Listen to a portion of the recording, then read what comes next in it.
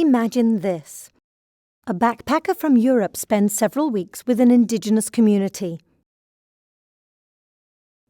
He's very interested in learning about the traditional medicine and the use of a certain root. He then reveals himself as a biology student from an elite university. Presenting his college ID, he approaches the elder of the community to negotiate a contract for the use of the roots and the traditional knowledge. As a legal advisor in this matter, how would you respond?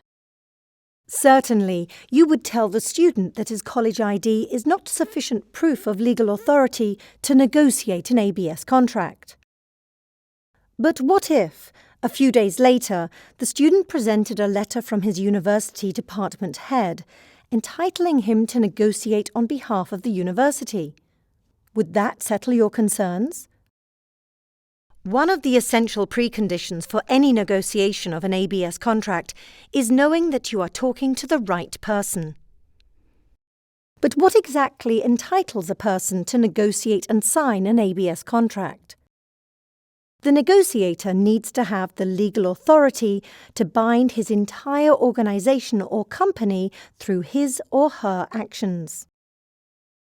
For example, a department head of a university has authority to sign research contracts, but she is not authorized to sign commercial contracts. Therefore, her status is not sufficient to sign an ABS contract.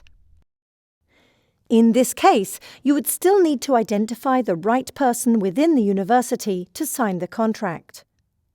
So, what does this mean for you? Check, check, and double check. You must be certain to negotiate with the right person. Make sure your information is complete, accurate, and verifiable. As we have seen, details matter. Speaking of certainty, let's go back to our example. Are you sure the elder of the community has the legal authority to negotiate on behalf of the indigenous community? Your obligation to check all persons' legal authority extends to all negotiating parties, even your own. The first question is whether the community qualifies as a legal person, being able to undertake rights and obligations of a contract. This depends on the legal system within the country where the community is located. If the community has legal personality, then the question is to determine who, on behalf of the community, can enter into a contract that would ultimately bind the community. Check, check, and double check. Use available databases and websites. If in doubt, cross-check and require all documents to be verified. No negotiations until everybody has been vetted. These are your 3 takeaways. 1. Make sure you have all necessary information about the party you intend to make a contract with. 2. Make sure the person who will sign the contract has the legal authority to bind the organization or company that you wish to contract with.